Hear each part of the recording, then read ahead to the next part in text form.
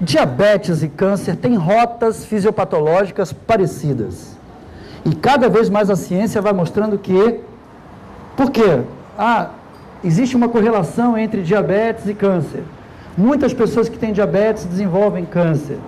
Aí você vai analisar, vai encontrando bases comuns. Aí você vai analisar a depressão. Depressão não tem nada a ver, é neurotransmissor, é cérebro, etc. E quando você vai olhar por essa ótica que nós estamos olhando, a gente vai chegando em bases comuns.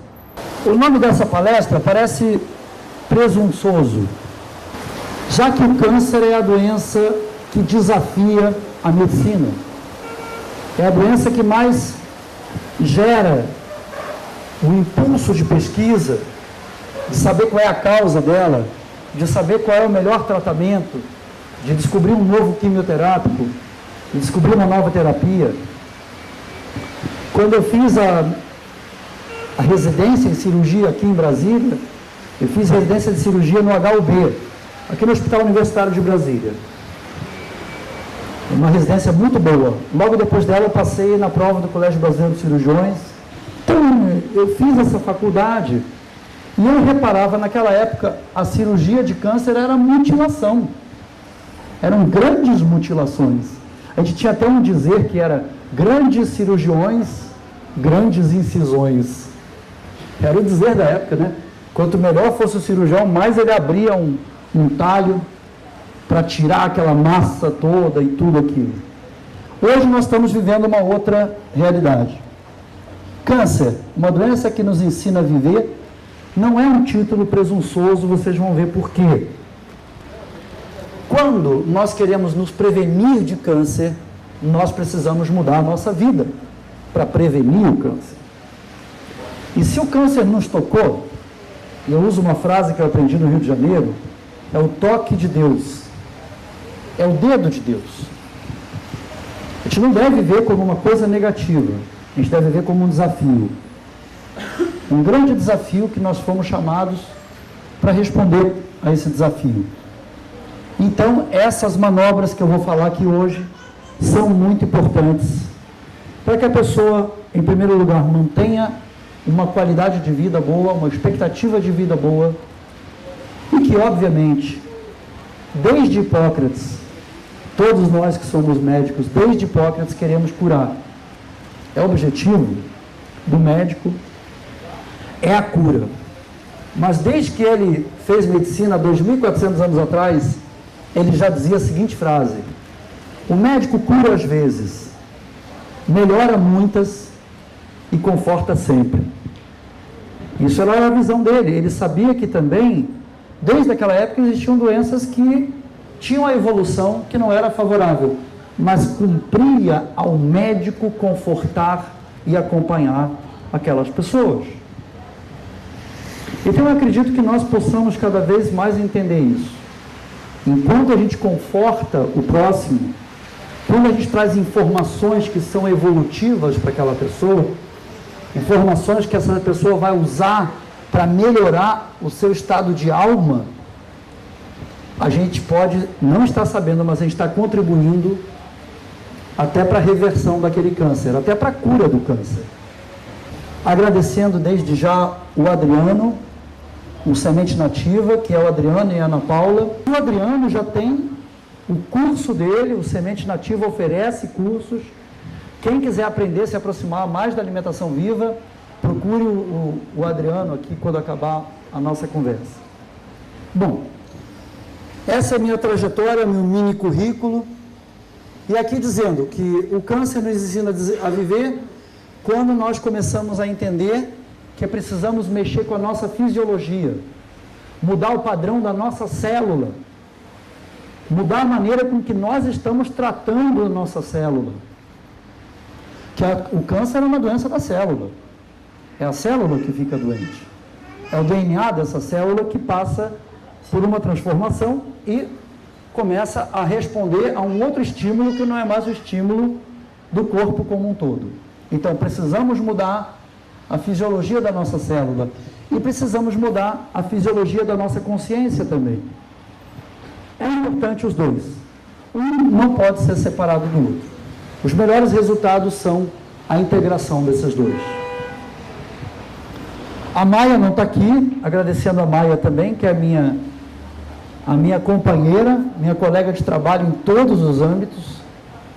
Publicamos juntos, escrevemos juntos, trabalhamos juntos. E vamos iniciar um programa de televisão novo agora, na Chef TV, uma televisão por internet. E nesse programa nós estamos gravando os programas padrão. Inclusive já estamos interessados em treinar os que nós chamamos de novos agentes de saúde. Quem quiser daqui também nos procurar para saber o que é um novo agente de saúde. Ah, eu quero ser um novo agente de saúde. Então, vem procurar as instruções com a gente, que a gente vai voltar para Brasília para dar o curso dos novos agentes de saúde. Ganha dinheiro, viu? Ganha dinheiro numa boa. Ganha direitinho, dá para viver bem. Bom, aqui está a Universidade de Brasília, meu doutorado na Alemanha. Fui professor durante 10 anos de fisiologia neurocardiovascular e respiratória. O que aprendi muito, sabe que a gente que é professor, a gente aprende muito. Aprendi, inclusive, que eu fiz fisiologia na faculdade só para passar de ano, né? É como a gente normalmente faz fisiologia, aprendendo alguma coisa, e depois vem aquela matéria chamada farmacologia e arrasa com a fisiologia. Porque vem um remédio alopático e ele vai fazer tudo que a fisiologia faria. Você aprende que a fisiologia só serve para você entender o funcionamento do remédio alopático. Isso, não estou criticando a Universidade de Brasília, mas eu aprendi assim e descobri, sendo professor universitário, que a coisa continua a mesma. O aluno faz a fisiologia dizendo, lei de Poiseuille, meu Deus do céu, eles decoram a lei de Poiseuille. Fazem a prova, depois que acabou, ninguém lembra mais o que era aquilo. E no nosso curso Bases Fisiológicas, a gente vive a lei de Poiseuille. Com canudinho, com suco de manga e com água de coco. Você entende uma lei fisiológica. Então a gente tem técnicas de ensino também para a pessoa que quer entender medicina, usando artifícios simples, simplificando. Aqui está a nossa trajetória de trabalho e cumpre-me dizer que eu estou muito honrado. Fomos convidados pela Secretaria de Botucatu, Secretaria de Saúde de Botucatu. Conhece essa cidade de São Paulo? É uma cidade importantíssima.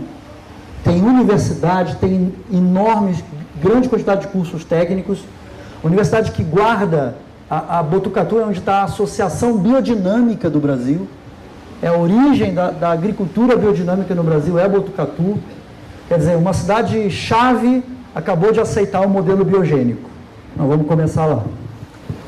Esse é meu livro, tem algum deles aí. Esse livro foi escrito em 2004. Eu pretendo não mudar ele, eu vou fazer uma revisão agora dele. Ninguém acreditava nele, o único cara que acreditou nele foi o diretor da universidade. O restante, todo mundo dizia, isso aí é conversa fiada, médico na cozinha, que palhaçada, ainda dizia fazer um pouco, né? E realmente o livro mostrou que teve um fôlego aí, o próprio editor Alaúde ficou bem impressionado que o livro vende bem. Eu venho levando a mensagem viva desse livro adiante. E ao levar a mensagem viva, as pessoas passando, porque muitas famílias estão passando pelas mudanças, eles vão fazendo o famoso boca a boca. Compre esse livro, leia esse livro. Então, por isso que aconteceu isso aí. Meu doutorado, gente, eu fui formado dentro da mais alta tecnologia que vocês puderem imaginar. Eu estudava drogas que até hoje ainda são vanguarda. Na época que eu trabalhei aqui, eu estudei anticorpos monoclonais para evitar rejeição de transplante. A gente estudava a interação leucócito-endotélio para ver se aquele anticorpo monoclonal tinha, de fato, uma atividade no endotélio e etc, etc. Só que a gente acabava de fazer o estudo e ia comer bolachinha, wafer, tomando refrigerante. Era comum. Eu participava de congressos em toda a Europa e eu, na época, a gente notava essa ambiguidade. Então, eu estava junto com os alemães, então eu estava sempre ali naquela frente de alto nível. Mas era engraçado, a gente falava, olha aqui, olha, acabamos de provar que esse anticorpo monoclonal é efetivo contra a adesão leucocitária e previne o infarto agudo do miocárdio. Aí acabava, a gente ia comer salgadinho, salsicha, etc, etc. Tudo de alimentação que provocava essas alterações. E podem, não tenham dúvida que até hoje, embora Pode ser que as técnicas de microscopia tenham avançado mais ainda, mas muitos médicos ainda estão com o mesmo coffee break. Assim como nós fazemos aniversário para as nossas crianças, e a gente leva os alimentos mais letais que existem para comemorar o dia que a criança da gente nasceu. Alimentos que fazem mal para a nossa célula, alimentos que fazem mal para a nossa alma. A gente oferece esses alimentos para as crianças no dia do aniversário delas. Então, é por isso que eu estou aqui, é por isso que o lugar de médico na cozinha é uma forma de dizer: o alimento é o verdadeiro medicamento. Só que tem uma outra mensagem embutida nisso. A mensagem embutida é: a grande mudança é cultural. O grande impacto do nosso trabalho é mexer com um dos aspectos culturais mais arraigados na história do homem, que é a culinária.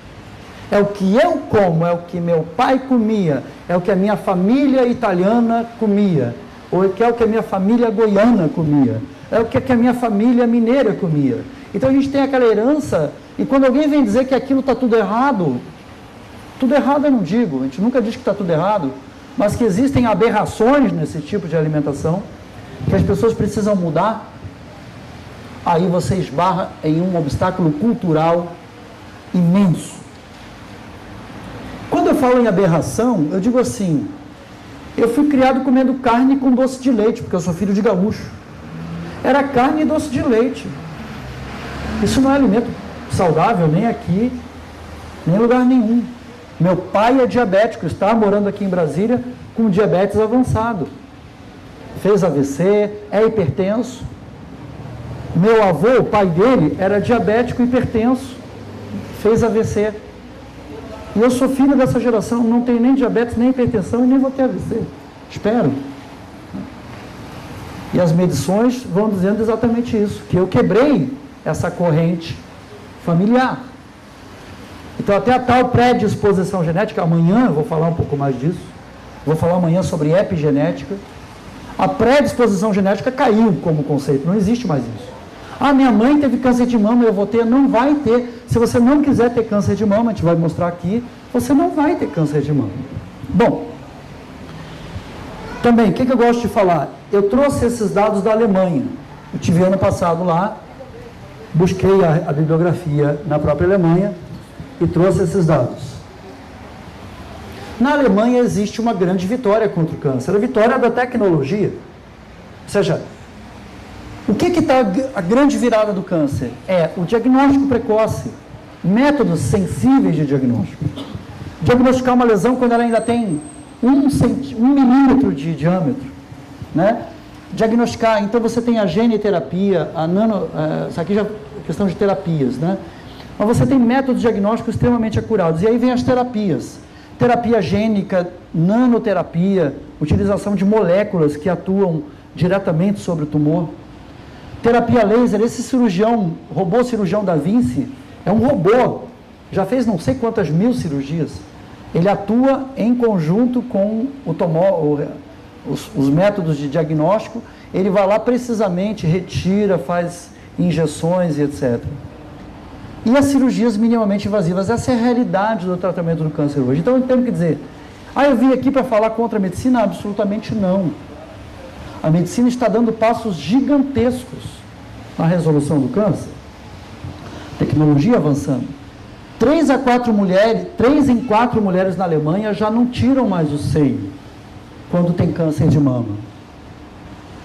57 mil casos ao ano e há uma redução, quer dizer, uma taxa de mortalidade muito baixa em relação a outros países. A Alemanha conta com 500 centros de tratamento de câncer certificados. E eles conseguem homogeneizá-la, existe uma grande homogeneidade de tratamento. E, obviamente, grande disponibilidade de elementos quimioterápicos avançados. Enfim, lá, de certa maneira, o câncer está bem monitorado. Ou seja, isso gera a alta taxa de sobrevivência. Ou seja, o homem está conseguindo, de certa maneira. Então, essa é a primeira coisa que a gente tem que saber, né? Temos que ter confiança, temos que ter cuidado, né? Falar um pouco da prevenção, sempre as mulheres procurarem saber o que está acontecendo com elas na mama, Eu não preciso falar isso aqui, acho que todo mundo está bem consciente disso. Os homens com a próstata, ou seja, fazer o check-up, procurar saber o que está acontecendo. E esse foi o esquema que eu trouxe para tentar explicar para vocês que, pelo menos do aspecto físico ou fisiológico, o câncer é uma doença que começa na célula e nos seus envoltórios. Para que o câncer seja ativado, é necessário que nós forcemos o corpo a modificar a célula. Nós temos que fazer força, porque o corpo trabalha, e é importante a mensagem, eu não sei quantos daqui estão vivendo a experiência do câncer, mas saibam de uma coisa que eu já vou dizer antes de começar esses detalhes aqui. O seu corpo agora está trabalhando para destruir esse câncer. O corpo trabalha constantemente e o tempo todo está trabalhando para que aquele câncer seja dominado. Um livro que eu trouxe da Alemanha, está ali, chamado que o câncer não é uma doença. O câncer é um mecanismo de sobrevivência do corpo. É um pouco disso que eu vou falar aqui. O câncer, ele é uma forma que o corpo lança a mão de trabalhar com essas condições que nós geramos, condições anormais. Porque se nós conseguirmos melhorar a fisiologia do nosso corpo, nós estaremos dando um grande reforço para que o corpo possa, ele próprio, fazer o trabalho de remover o câncer. Nesse livro há uma referência do Reino Unido, de um trabalho de autópsias feito, que encontrou uma incidência de 70% de cânceres não diagnosticados em autópsias.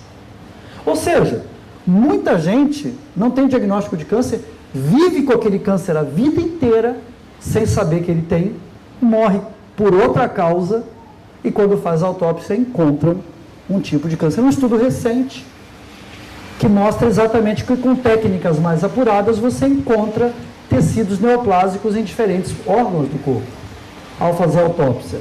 Quer dizer, muitos de nós já têm câncer, está convivendo com ele e não sabe. E aí tem a parte crítica. O autor desse livro critica exatamente esse fato. Às vezes você estava lá com aquela bolinha que teu corpo estava dominando e alguém fica sabendo disso. Em primeiro lugar, te dão aquela notícia com aquele ar gravíssimo.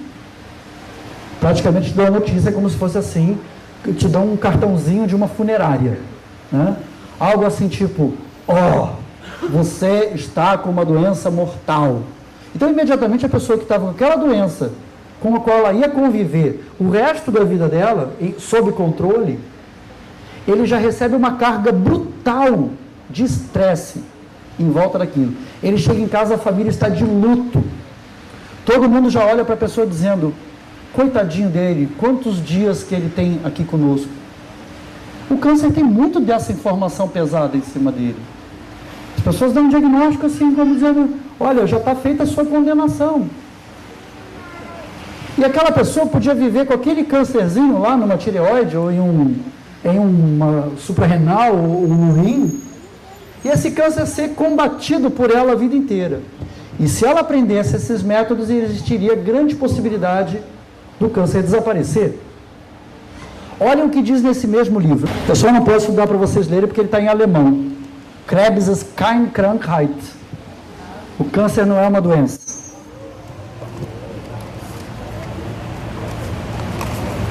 E nós temos a experiência do David Servan Schreiber, um grande médico canadense, que desenvolveu um câncer cerebral, escreveu o livro Anticâncer, que é um livro piramidal na história da medicina. Ele divide águas. É um livro importantíssimo. Ele morreu de câncer. Ele morreu de câncer, mas ele viveu 15 anos depois de um diagnóstico de um câncer intracerebral, altamente maligno. Ele teve uma sobrevida de 15 anos. E segundo ele mesmo diz, ele fala, com a intenção de levar isso para o mundo todo, comecei a fazer um agendamento de palestras uma atrás da outra, comecei a descuidar da alimentação, comecei a descuidar de mim e o câncer reapareceu. Ele fez um livro que ele faz o testamento dele. É lindo esse livro. É um testamento espiritual que ele deixa para o mundo, para o planeta. Então, é muito interessante, quando a gente trata desse tema, a gente tem que ter noção clara disso. Primeiro, Pode ser que nós tenhamos, quem não tem diagnóstico, pode ser que tenha um câncer dentro do seu corpo, não se assuste, ele está aí, pode ser que vocês nunca saibam que ele está. Esse cara chega a falar que dependendo da abordagem que você desse a um câncer, ele poderia desaparecer como uma gripe. Ele simplesmente poderia desaparecer à medida que a pessoa tomasse consciência daquilo e colocasse seu próprio corpo em ação para reverter aquilo. Eu não vou dizer isso com tamanha ousadia, dessa maneira, mas eu prefiro dizer para todos que estão aqui esperançosos de ouvir uma mensagem. É essa mensagem. O corpo de vocês é capaz de combater o câncer. Sem a quimioterapia, sem a cirurgia, sem a radioterapia. Até dessa maneira ele seria capaz. Ah, então eu devo largar a radioterapia e a quimioterapia? Não. Como eu falei no primeiro slide, procurem a melhor tecnologia possível. Quem tiver recurso, procura o quimioterápico mais avançado, procura uma forma de terapia mais avançada. Elas estão avançando. Mas botem o corpo de vocês para trabalhar. Então vamos adiante. Essas bolotinhas que eu coloquei em volta da célula, isso é uma célula, tá? Coloquei assim azulzinha, para lembrar que a nossa célula é feita de água. A nossa célula é banhada em água. Nós somos seres aquáticos. 75% do nosso corpo é água. A nossa célula é isso aí mesmo, ela é sutil, ela quase não tem densidade. Ela é muito leve, é uma estrutura feita de membranas delgadas, membranas de alta complexidade, a membrana celular, a membrana do núcleo, o DNA. Quantas estruturas maravilhosas cabem dentro de um universozinho desse? Só que esse universozinho chamado célula, ele fica banhado no nosso corpo por uma substância chamada interstício, que é aquela água que fica em volta da célula. É nesse lugar chamado interstício que toda a história começa. Ah, não é dentro do vaso. Dentro do vaso também é o corpo todo. Mas é aqui no interstício que a gente vai definir várias questões que envolvem o surgimento ou não do câncer. E várias questões que vão nos dar autonomia e mais força para combater a doença. Estão aqui, nadando ao redor da célula, no chamado interstício. Então, dentro da célula, dentro de todos os nossos tecidos, dentro até do nosso plasma, existem essas estruturas que a medicina chama de plasmídeos. São como se fossem microestruturas, parecem vírus. Vou tentar fazer a comparação para vocês. É como se nós tivéssemos vírus inativos dentro do nosso sangue. Vírus que são benévolos. Eles não causam mal nenhum. Eles fazem parte da estrutura viva do nosso sistema coloidal. São partículas envoltas por uma membrana, microscópicas, muito menores que uma célula, estão vendo? E que fazem parte da nossa flora tecidual. Uau! Nunca ouvi falar disso, doutor Alberto. Pois é. Não está no currículo das faculdades de medicina. Mas eu só posso explicar isso no curso mais avançado. Porque existe uma questão de divisão no início do século XX. Houve uma divisão entre teoria do germe e teoria do terreno biológico. Aí eu deixo vocês com a curiosidade, não dá para explicar aqui, que é só para falar isso é mais 1 hora de aula. Mas essas partículas existem, elas podem ser vistas em microscópio. O que nos leva a entender, puxa, quer dizer que a medicina vê coisas em microscópio e não reconhece elas? Exatamente. Não reconhece. Poderia reconhecer, mas não reconhece. A teoria do terreno biológico, ela nos dá uma visão muito diferente do que um médico aprende numa faculdade. Ela nos coloca na responsabilidade daquilo que está acontecendo no nosso corpo. Coisa que a teoria do germe não pode. A teoria do germe é a base de toda a indústria alopática que nós temos hoje. O que o médico alopata diz para você quando você tem uma gastrite? Usa omeprazol. Mas, doutor, eu tenho que fazer alguma dieta? Não, você pode comer pizza, cachorro quente e refrigerante. Usa o omeprazol que vai parar toda a secreção ácida. Essa é a escola da teoria do germe. Ela surgiu o seguinte: você não tem responsabilidade nenhuma com a sua acidez gástrica. Isso é uma alteração sua, mas o omeprazol vai resolver tudo.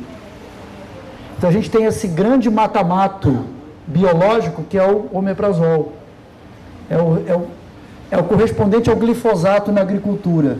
O mata-mato na agricultura é o omeprazol no corpo humano. Você está usando uma substância que no futuro vai desenvolver câncer de estômago na pessoa.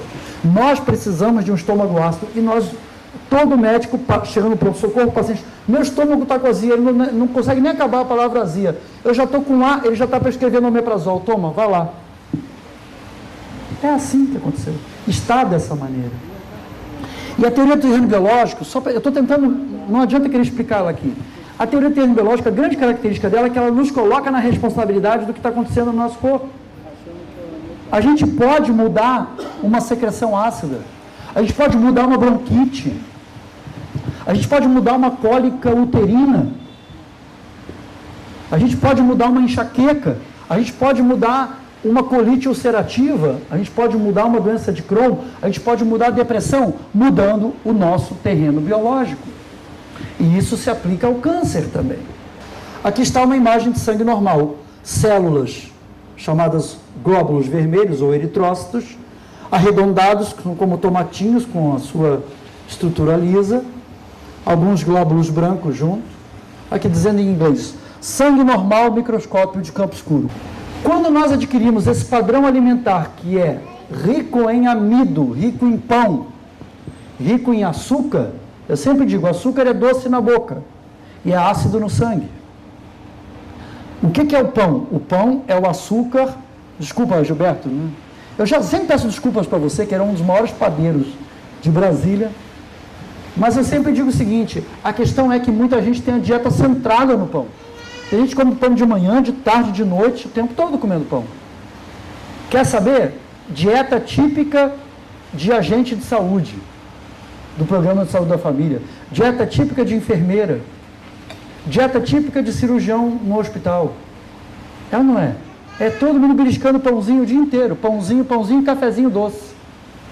Então essa alimentação, o açúcar e o amido, reduzem o pH do nosso plasma. Reduz o teu pH o suficiente para gerar ácido lático no teu sistema. Para esgotar as capacidades corporais de eliminar ácido pelo rim, pela respiração e pela pele. No momento que a gente esgota a capacidade de eliminar tanto ácido gerado pela dieta, esse ácido, esse sistema ácido, próximo slide, favorece a modificação dessas partículas. Volta, Adriano, que teve gente que não viu. Vai de novo. Viram o que aconteceu? Essas partículas que faziam parte da flora intrínseca dos nossos tecidos e do nosso sangue, elas começam a se pleomorfizar. Elas receberam a mudança do pH, que se tornou ácido, e elas começam a sofrer transformações. Esses plasmídeos começam a se transformar em vírus, em bactérias e em fungos dentro do nosso sangue, porque nós reduzimos o nosso pH, ou nós esgotamos a nossa possibilidade de eliminar o pH. Vocês já ouviram falar daquela doença tão simples, dor na coluna, lombalgia. Ah, estou com dor na coluna. Você não está com dor na coluna. Você está cheio de ácido lático na musculatura paravertebral, que teu corpo não consegue eliminar. Então, a lombalgia é caracteristicamente diagnóstica de acidose corporal. Ah, todo mundo tem lombalgia. Por que todo mundo tem lombalgia? Porque está todo mundo cheio de ácido no sangue. O sangue está ácido. Não está ácido a ponto de ir para a UTI, mas é ácido a ponto de acumular ácido em todos os setores do corpo. E isso determina uma coisa muito pior. Próximo slide. Essa modificação cria esses parasitas dentro do nosso sangue. São parasitas que eles começam a se alimentar dos glóbulos vermelhos. Eles começam a se alimentar de material nutritivo do plasma. Eles começam a se alimentar de tudo que tem origem. E como todo ser vivo se alimenta, depois que ele se alimenta, ele faz o quê? Faz cocô. Então, esses seres que vivem dentro do plasma, de acordo com o nosso pH estando ácido, eles começam a fazer cocô no nosso plasma. E qual é o nome do cocô do fungo? Micotoxina. Exemplo de micotoxina: ácido úrico é micotoxina. Ácido oxálico é micotoxina. Aflatoxina é micotoxina. Octratreocina é micotoxina. Patulina é micotoxina. Álcool é micotoxina. Aldeído ácido é Olha, gente, falo as 400 para vocês, são 400 micotoxinas que os fungos dentro do nosso plasma são capazes de produzir. E a grande parte dessas micotoxinas são cancerígenas. Elas estimulam o surgimento do câncer. Elas alteram o DNA e deixam a gente propenso a ter câncer. Só isso já é um fator importante e que não está escrito nos livros de medicina. Os livros de medicina falam em álcool, e não está errado. O álcool é o maior causador de câncer. Vocês sabiam? O maior fator ligado a câncer é álcool. Porque o álcool é uma micotoxina fúngica. O vinho é o cocô do fungo da uva. O saquê é o cocô do fungo do arroz. A vodka é o cocô do fungo da batata. A cachaça é o cocô do fungo da cana. A cerveja é o cocô do fungo da cevada. Todas as bebidas alcoólicas vieram de um cocô de fungo. Foi algum fungo que fez cocô e virou uma bebida que a gente bebe e acha algum prazer nisso. Tem gente que tem prazer nisso. Mas é cocô de fungo. Então, álcool é um enorme cancerígeno. Mas nós temos muitos outros. Próximo. Então, só para mostrar algumas imagens, no curso a gente mostra vídeo, tá? E eu agora finalmente estou comprando meu microscópio, depois de tantos anos, para ter as imagens ao vivo durante o curso. É só furar o dedinho. Você fura o dedinho e vê tudo isso aí no sangue. Aqui estamos com a caminhada, tá? Estamos evoluindo com uma série de alterações. Começamos com amido e açúcar, que fazem parte da dieta contemporânea de todo mundo que está aqui. Quase todo mundo que está aqui come muito açúcar e come muito amido. Porque somos brasileiros, somos aqui mineiros ou goianos, moramos em Brasília, então temos esse hábito. Então, se nós temos esse hábito, estamos promovendo a acidez no nosso plasma. Agora aparece um outro fator, que é a multiplicação desses fatores. Eles vão se multiplicando. Próximo. Quando você está com aquele fungo no pé, o pé de atleta, é porque tem um fungo no pé. Não tem fungo no pé. Pé de atleta, micose na pele, mulheres com candidíase vaginal, tudo isso é o fungo querendo fugir. Vocês já viram como é que planta shiitake e shimeji? Você fura um pedaço de madeira e semeia lá dentro da madeira. Ele fica escondidinho lá dentro. Chega uma hora que eles saem para fora. Esse fungo que está dentro do sangue, ele escolhe um lugar quentinho e úmido para sair. E ele sai, vai embora. Vai pelo cabelo, vai pelas costas, região inguinal, pé, vagina. Muitos casos de bronquite são... que você vê lá o fungo no exame de escarro. Não, o fungo não tem nada a ver com isso. É o fungo que tem a ver com tudo. Está cheio de fungo para tudo que é lado. Você está com alguma micose, é porque teu sangue está cheio de fungo e não tem para onde sair. Você reverte a alimentação da pessoa, muda a alimentação da pessoa, o fungo desaparece. Faça um teste. Faça o seguinte teste.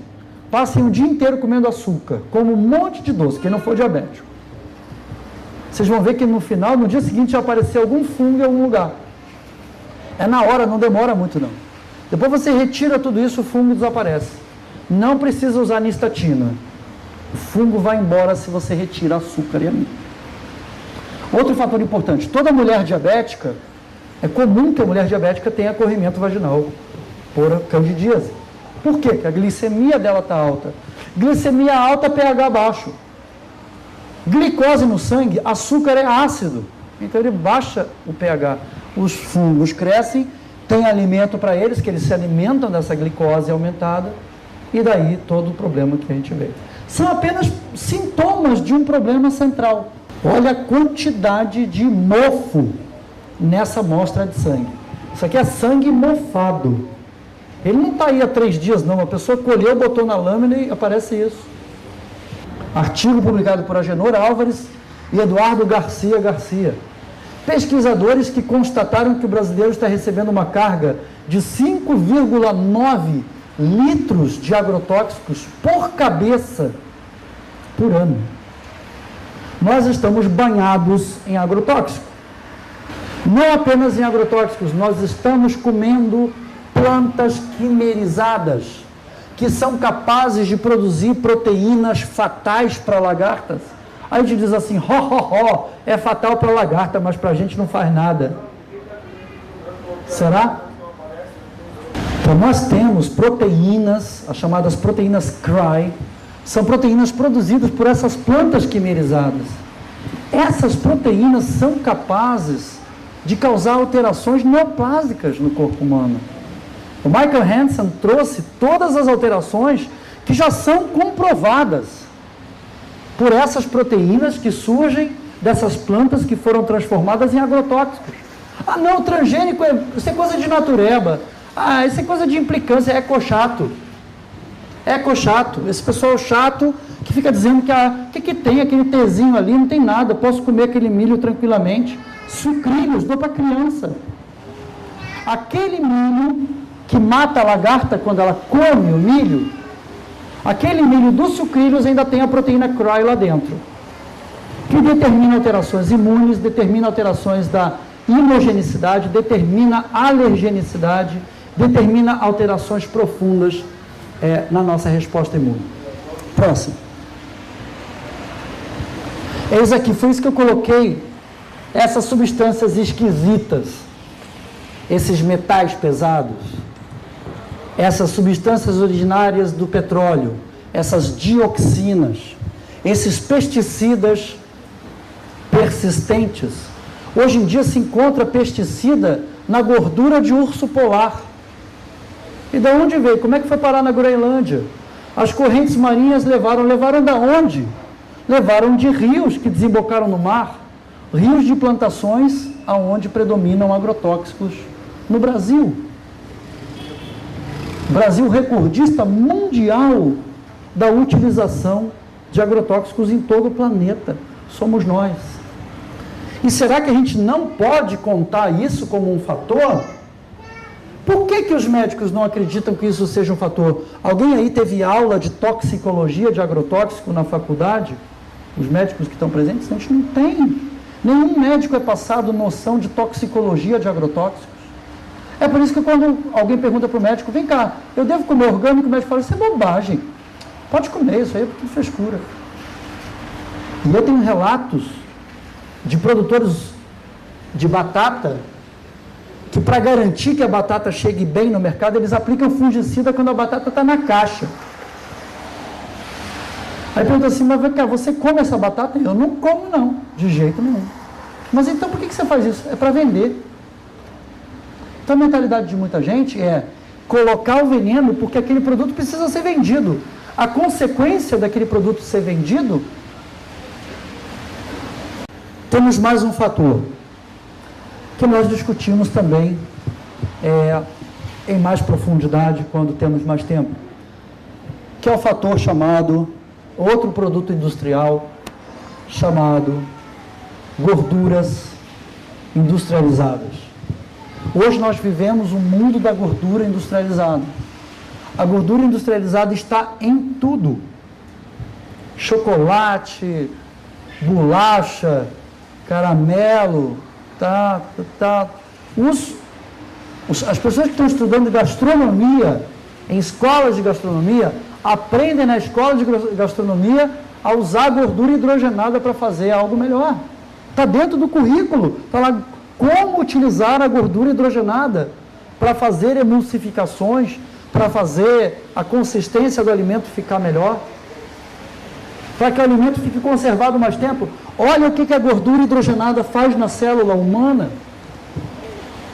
Ela se interpõe na membrana celular. A gordura hidrogenada, ela se coloca na membrana celular e sabota a membrana celular. Numa rota muito comum com o diabetes. Quer dizer, muito do diabetes tem a ver com alterações na membrana celular por substâncias halógenas, substâncias estranhas presentes na dieta e que não tem nada a ver com a gordura do nosso corpo.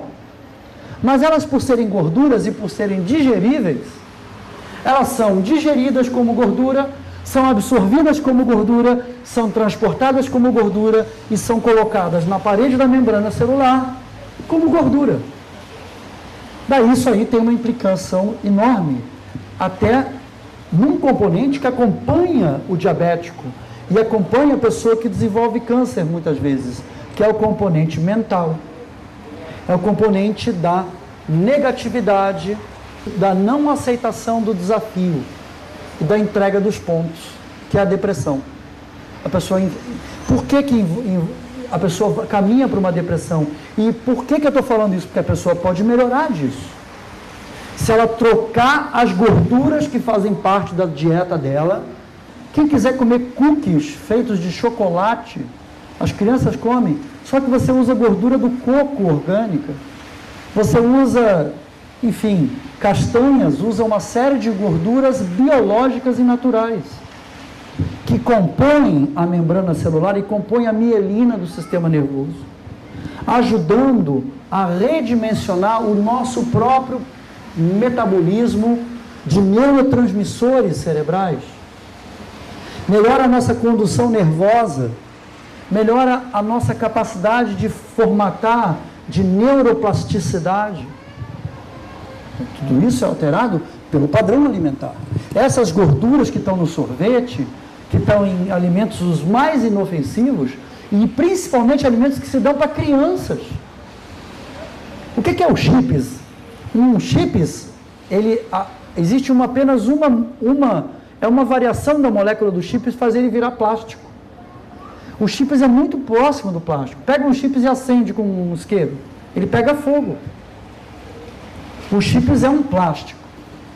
E as crianças estão aí recebendo esse plástico, que esse plástico vai involucrar a membrana celular de cada célula do corpo, tornando as células inviáveis. Tanto inflamação como desidratação. Aí vem mais um fator. Mas vem cá, por que nunca ninguém me falou disso? Um fator que contribui muito para a manutenção da célula neoplásica é a desidratação. A gente vive constantemente desidratado. Nós não bebemos a água que deveríamos beber. Então, ao desidratarmos, o próximo slide, olha o que acontece com a célula. Ela encolhe. Olha aí. Você vai diminuindo a quantidade de água disponível na matriz intracelular. Você vai diminuindo a quantidade de água disponível na matriz intranuclear, aonde está o DNA. Você diminui a quantidade de água disponível para a célula. E a água, todos sabem, que é o veículo sobre o qual todas as reações ocorrem. Isso inclui reações de transdução, isso inclui reações de interpretação do DNA. Erros do DNA ocorrem por conta de desidratação. Então nós devemos e procuremos o tempo todo nos hidratar, aumentar a quantidade de água. E principalmente, eu falei, ele me deu uma aguinha de coco que eu agradeci, porque a água do coco, além de é mais do que água mineral, é uma água biológica e é uma água estruturada. Essa água estruturada, ela entra no nosso sangue como plasma. Então ela tem uma propriedade de reidratação do nosso sistema totalmente diferente do que uma água mineral boa ou de uma água filtrada. A água que vem da planta é a melhor água para o nosso corpo. Finalmente, a vitamina O, próximo, que a gente aborda próximo, o estresse oxidativo. Ah, mas o que eu vou fazer? Eu vou tomar comprimido de coenzima Q, ou então vou comprar um comprimido caríssimo de vitamina tal. Você pode até fazer isso. Eu não chego a dizer para vocês que isso é errado. Que nós usemos substâncias que todo mundo sabe que beber clorofila, que eu tomei uma antes de começar, quando você bebe o extrato da grama do trigo, você aumenta a capacidade de carreamento de oxigênio do seu sangue. Porque a clorofila, imediatamente é aproveitada, a molécula da clorofila é muito semelhante à molécula da hemoglobina. Então, quem toma um copinho de grama de trigo por dia, está garantindo a hidratação, está garantindo a oxigenação do seu plasma. E mais, essa pequena ervinha milagrosa, quem é que conhece? Vocês não conhecem grama do trigo? A grama do trigo é a planta mais estudada hoje em dia, como planta, como reino vegetal.